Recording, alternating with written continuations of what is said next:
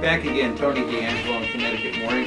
We're now continuing the sports side of the Historical Society exhibit. Actually, it's just great material for general purposes. The sports exhibit was closed, but the memories and the slides and the images continue. Dean Burke, nice to have you once again. It's our pleasure. We go to our first slide here, and we've got some fellas from Stamford and Norwalk, and they're playing a game of baseball, or so it seems. You'll notice that base and ball are two separate words in those days. Yes. When we began the exhibit, I was turned loose on a mountain of ancient local papers, which, if you're into history, it drives you nuts. Ron will tell me they used to throw a rope on there to drag me out. I'm looking for stuff on baseball, and I'm finding the future heir to the German throne, Wilhelm II, is born. You know, this Mark Twain's wife dies. All these sort of things that draw you away from the topic. In any event, this on the right, the Stamford Advocate, December 1st, 1865. That was the oldest physical object that I could find for the exhibit. And I sort of a streamline of the overall story, and they talk about the game. It was the third annual game. So it is between town teams, not school teams. And as you read on the article, I'm sorry, there was a follow-up article, and it talked about how Stamford won, and it implied that Norwalk they were being sore losers about it. So I got up to the Norwalk Museum, and they had their papers that let me get in there. On the other side is the Norwalk Gazette of 1865. And actually, they were not sour grapes.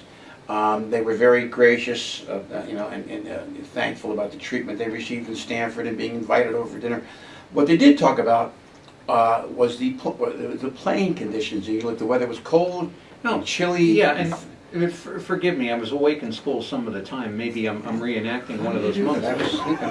December 1st. They're playing baseball in December, and that's point number one. That's exactly right. Point number two, I'm saying to myself, is how many of these guys fought in the Civil War, for crying out loud, and they're playing baseball in December? Yeah. Well, there's a great Civil War story that in Ken Burns' documentary about it, both sides played baseball, and during near one of the battlefields in a lull in the fighting, the Union troops were playing ball, and they were attacked by Confederate raiders.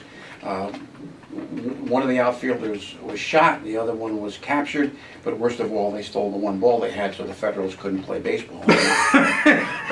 So yeah, some of these guys might have been in the Civil War.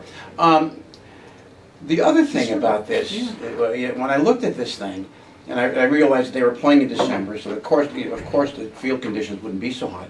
If you look at the score, 38-23, and as I was going through all these old papers, the scores are all like that. They look like high school basketball scores. And I'm thinking, geez, didn't they teach these kids anything about defense? And further research, though, showed me that they didn't start wearing gloves until the 1870s. So they're playing barehanded in those days. Barehanded in winter, in the winter, cold, wet, barehanded. I haven't been able to find any more information, but they had already, in the early days of the game, you got a batter out by throwing the ball at him. You didn't throw to the first baseman. Early on, you actually had to hit him with the ball as he was running down the base path. But that ended before 1865. You had to throw to first base, so I'm wondering, that might be another thing that accounts for this course.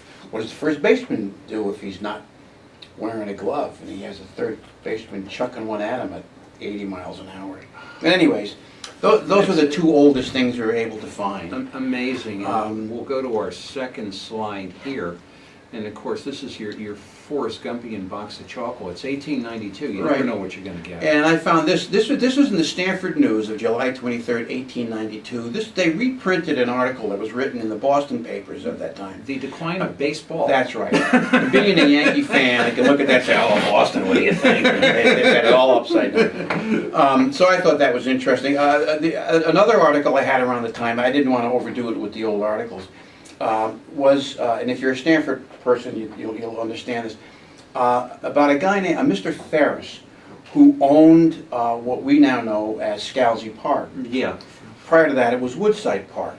And it's known in Stamford for being full of baseball diamonds. Kubetta Stadium is in there. Right. The Babe Ruth League World Series are played there. There's Right. sports all over the place. Well, Mr. Ferris owned that place. If you ever saw an old map of Stamford, you'll see a circle there. The Oval. The Yes. Oval. He had racetracks there. He would race horses. But the article I found was how he had called the police to arrest young boys who were sneaking onto his property playing baseball, and how he'd have them arrested in the future. And it always sort of cracked me up that Well, wherever he is, he's turning in his grave concerning all the baseball. what's cracking me up here, and excuse me for interrupting, the second Hey, paragraph no of problem. this notice. Thoughtful people will not be disposed to grieve over the decline of professional ball playing as a national sport. It has a demoralizing effect upon certain classes of people in the community. And I'm thinking, well, you know, they never heard of the bleacher bums, the bleacher creatures, the beer showers. Yeah. It's like, you know, they didn't know what they were talking about. for Well, crying you know, out loud. in the early days of pro baseball, they would, as they put it, sell brown liquor, which meant whiskey and bourbon and stuff. So it was like, you know, people. Well, You know, it was not it wasn't a very prestigious career to follow. That's why somebody like Christy Mathewson was so unique. He was an a educated clean-living man. yes, Yeah. an educated, clean-living right. man. Well, and you know, as far as, and this is back going to the 1930s when I was going back close to 30 years ago. I used to work part-time in Albertus Magnus College, and I shared an office with a lovely older man who was a professor. And I came in one day, I had the transistor radio, and it was the 1986 World Series, and I was trying to follow the Mets were in the World Series. And he would tell me in the 1930s that the custom at baseball games was to bet, but not bet on the outcome of the game, bet on the outcome of a pitch, or what the hitter's going to do. It was rapid fire betting. I think he's going to hit a ground ball, $5. I match you $5. And that's why all the parks in those days had the no betting signs after a while, from what I It's understand. like going to a bar with a pool table that says no betting. I think there's no betting going on. But I often wonder But what this, that you know, meant. this is interesting too. This is number 3. This is number 3. This is a playograph. Yeah, They made these things on Stillwater Avenue in Stamford. I didn't know that. And this is really cool. I thought it was really cool. We found this just before we were actually we had already opened the exhibit when we came across this. And this is you had 3 guys running this, and this is Herald Square in New York City. And if you're looking at this, forgive my typos in this, but in big urban centers, in the days before there were no transistor radios, no televisions or anything, people are out in the street and they're dying to know what was going on in the World Series, which were played in the daytime in those years. So they invented this thing here. And there'd be 3 guys operating, and one of them would be on a radio, like on a telegraph or something. Would be reading the wire. And he'd be getting the wire about what was going on in the game. And the other 2 guys would be inside behind this big, this fake field, whatever you want to call it. And they had a little thing that would move.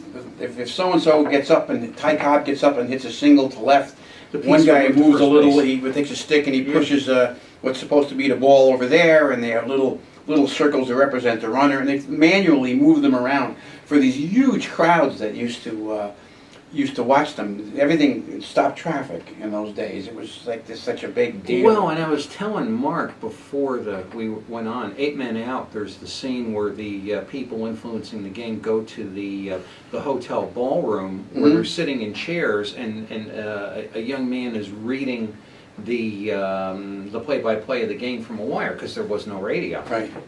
You ever, if you talk about the betting in those early days, there were stories. Again, you can back this up on Mr. Burns' documentary. The guys would bet on the game, and they'd a fly ball to the left fielder, and a voice would come out of the crowd. "I'm going to shoot you if you catch that," you know, because they were betting. Yes. You know, and they would, to make money, they would crowd as many people onto the field as they could. So you will see pictures of people on what we would now call the warning track, and they run a rope around it. The people are actually holding themselves. There's no posters or anything, and they had something called the ground rule triple. if you hit the ball into the ball rolled into the crowd, it was a ground rule triple, I believe. And if you're a hometown fan and a hometown guy hits the ball that way, the whole crowd would move up a couple of feet to get the guarantee. And if it was the opposition, they'd back up with it. So it's a lot of interesting little things from that far back. I apologize It's for getting off amazing. topic. No, it's okay. And we move to our next slide as we. Now this, I sort of apologize for putting this in there. This is, yeah. But this is a bunch of Stamford guys, and that's all we know. And when we were putting this together, we had a lot of wonderful stuff that we could not verify as to who they were, when it was, where they were, and that's one of them. All we know is that's Stamford guys that were in between ball games. You can see the gloves around and everything.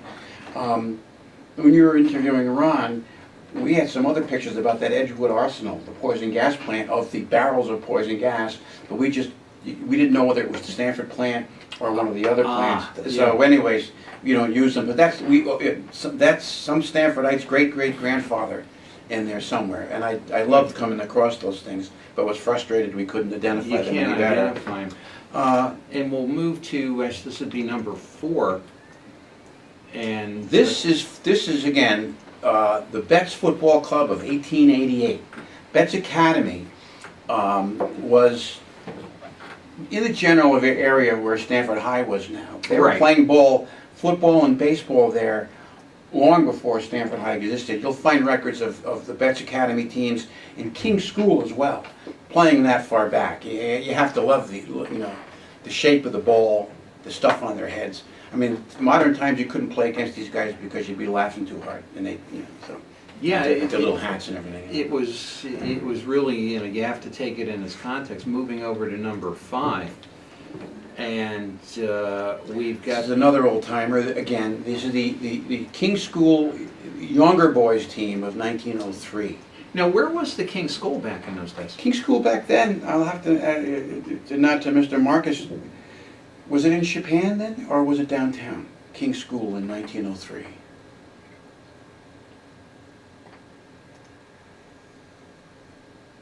It definitely is not where it is now. today. I think it was more downtown. Somewhere in, No, Strawberry Hill. Strawberry Hill. Ah.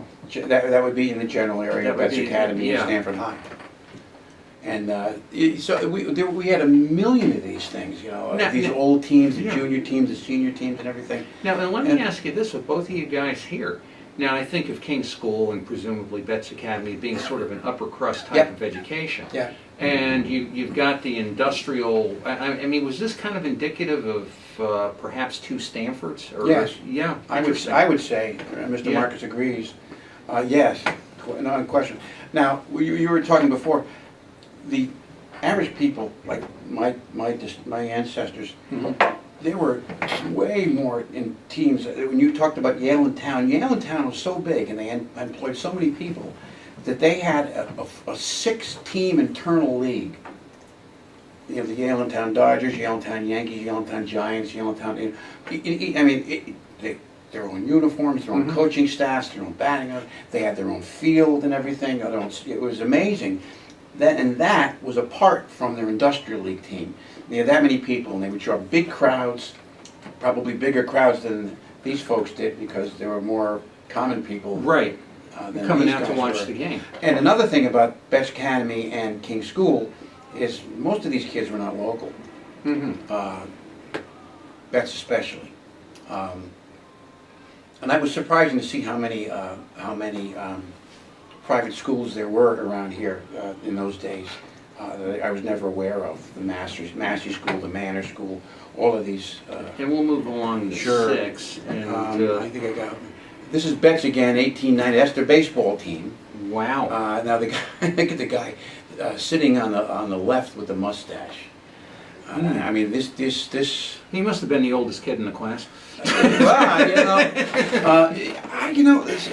have to say, there was one school that was called the Manor School that was down in Japan around this time, and we were trying to find information on them, and it turned out that they had grammar school age kids, junior high school age kids, high school age kids, and college age kids, and the older kids would play on the football team. So a lot of the other teams would not play them. A lot of like Stamford Highlander, Interesting. because they had these much older guys playing Mhm. that should have been. They might have been away in college somewhere. I know that Norwalk. I did manage to find a picture of Manor School playing Norwalk way the heck back, but it's pretty grainy. Now, believe it or not, we're coming up on probably 10 minutes remaining, and again, you guys, continually need to come back here because we'll never, ever, ever scratch the surface of this, and believe me, I don't expect to because it's so much fun. Tell me what you'd like to bring out here in the remaining time. Let's see.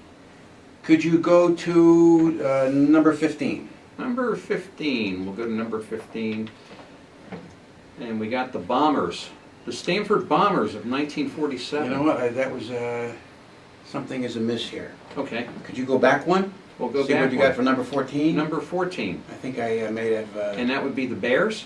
Yeah, no, I'm sorry. Just move on ahead. Move on ahead. 15. We'll go to 16. The Pioneers? Pioneers is one as well. They the Stanford Bombers and Stanford Pioneers were both.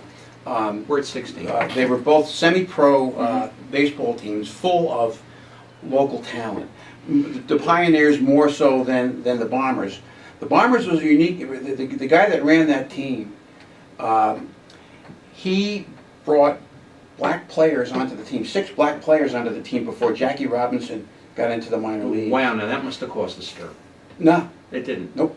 Some of them made the team, some of them didn't, just like anybody else. Mhm. Jack Kavanaugh was a well-known Stanford writer. Yes. If anybody wants to do a Google search for, he did a thing. It's called "Breaking the Color Barrier," The Times for years. and you can go into the New York Times archive and find it. And he lists all the black teams that Stanford had, and about the Bombers, but the Pioneers, they played at Mitchell Field, and that's what I was hoping to put up first, and I must have had it in the wrong place. Well, let's... Are you able to view that by images, when you could do a view up here? let's see, view... View as thumbnails.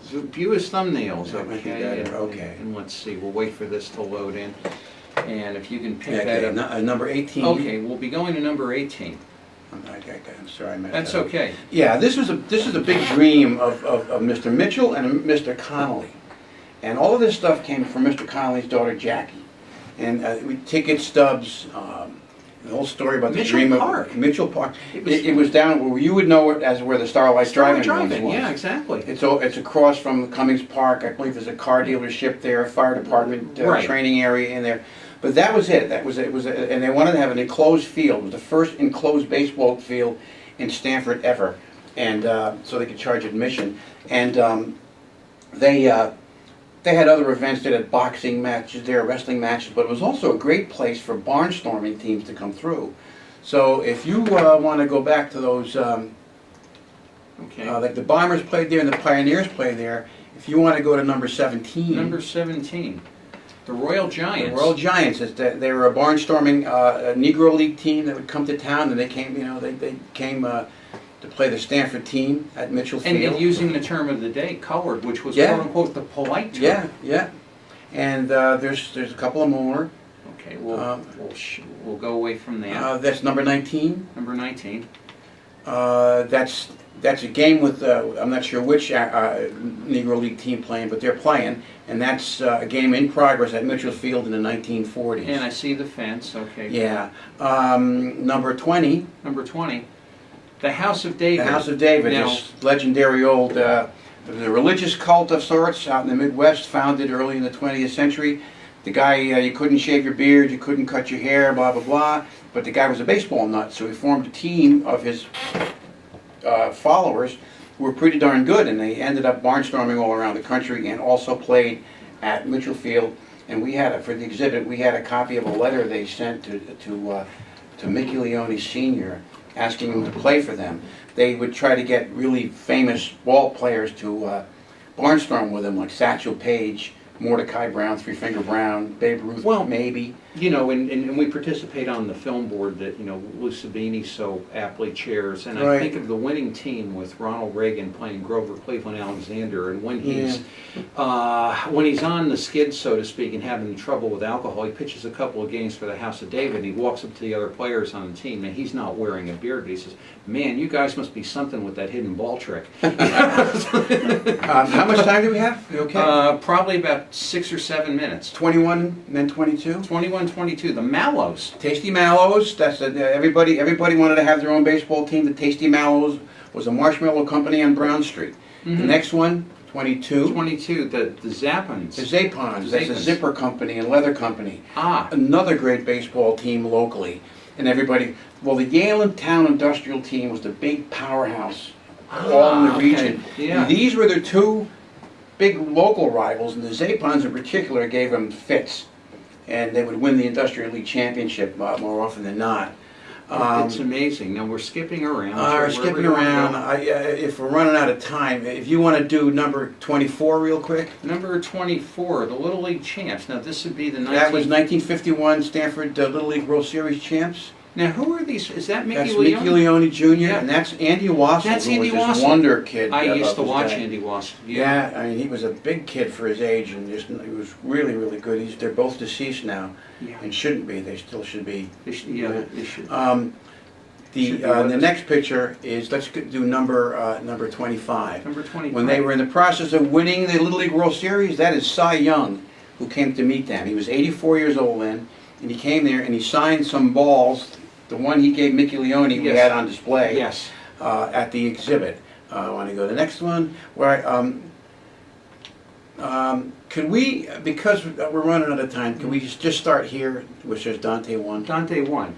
The Saga of the Sterlings. This is an article from the late 1930s, early 1940s about these boys that formed the Sterling Boys Club back in the 20s.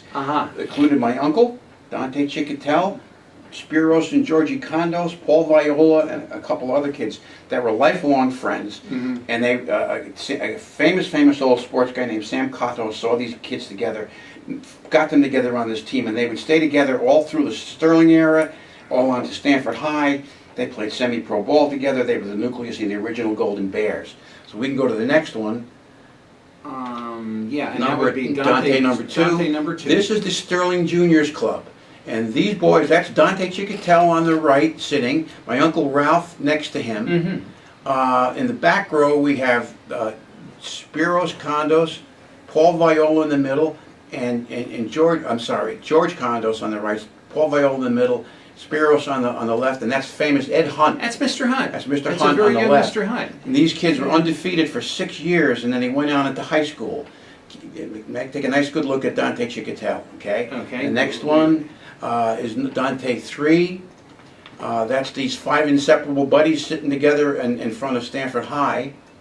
That's George Condos on the left, my Uncle Ralph Salato, Paul Viola, Spiros, and Dante Chicotel. That is like 1932. I'm going to say, okay. Okay. And we'll shut that down, and we'll go to Dante That's number 4. Dante number 4 is Dante gearing up for a game with Stanford High.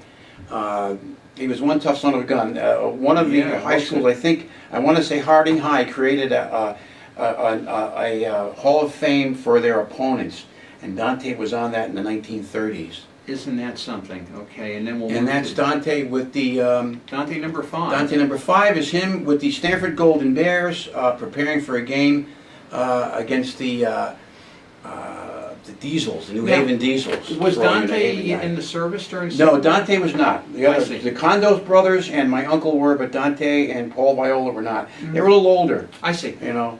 And the next one is at an awards banquet. Yeah. We gave it to honor some people. This is but not even a year ago. On the left is Bobby Augustine, I an remember. all-state end. Yes. Dante in the middle, Bobby Valentine Yep. was there too on the right. And that's Joseph DeLeo Jr., Junie DeLeo, who coached a million kids. Yes, he He's did. a beloved guy. He coached my nephews and all. Pitcher, right? At His- one point. Yeah, he Yes. had a minor league He contract. had a minor league contract. And he's a great guy. When I first met him, my brother said, "You're going to love him. He's a prince," and he really is. And let's see. the Yeah, next I do thing- remember seeing him. pitch years back. And this is Dante and one of his granddaughters, the next one, Dante number 7. We're waiting to That was last Saturday at Dante's 100th birthday. look at him. God bless him. And he Can is, I have some of what he's got? Pardon? Can I have some of what he's got? You can bottle it. You know what he said to me? He said, somebody asked him, how is he doing? He's 100 years old. How you doing? And he goes, my knees are starting to bother me. Well, they sure took their time. I got 2 plastic knees and I'm half his age. But Wow. he was a really famous guy. And really quickly, these 5 inseparable buddies. My mother's oldest brother, Ralph, was his friend and teammate. When they were little kids, they'd end the day playing in the neighborhood in my grandmother's kitchen back in the 1920s.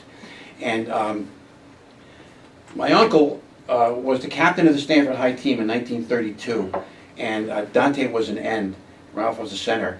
The other team intercepted the ball, and Dante and Ralph took off after the guy with the interception. The guy turned around, threw out a straight arm, and put it in my uncle's eye, and that was, my uncle wore a glass eye for the rest of his life.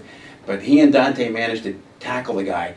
And well, my uncle would tell the story, and we always thought he was a character because he was a saloon keeper, but Dante was there. He clearly remembers the whole thing.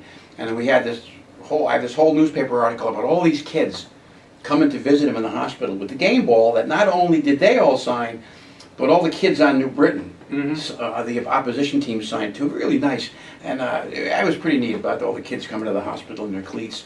And if we could close on the next stop, I'm sorry we couldn't get to the other stuff. If anybody, Perhaps most importantly, and I own this book, and I saw it everybody outside. buy it. It's fantastic. Our photo archivist, Kathy Chucci, actually put this together. People give me credit. It's not deserved. It's Kathy. We were sort of, because of the amount of material we had and the space and we were sort of boxed into 2 specific sports. We were going to do everything that was played in Stamford, but it turned out that if we did that, it would be a little bit about a lot, no depth to anything. So because we had so much about football and baseball, we decided we'd focus on those 2 sports now, maybe something else in the future. So this one has basketball teams and boxers and tennis stuff. And it goes back, and it has back in the way in the 1800s. One of the big sporting things was bicycling, and there's a lot of old pictures of people all dolled up going on these bicycle competitions. Yeah, it's And that's about it. I'm in the process of creating a video of much of the exhibit. Let us know when you do that, Yeah. and then from time to time, there's so much between you and Ron we just haven't touched, and it's amazing. And whenever we do it, it's always you think you're going to run out of time. You barely scratched the surface. No, there's With that, we're going to come up on a hard break. Again, thanks, Dan. Thank you so much Thanks for for having being us. here. And we'll be jumping right back here with Mary Shields and her book review with The Billionaire's Apprentice, and taking it out and telling you about the November 19th show. You're going to want to hear about that right back after this.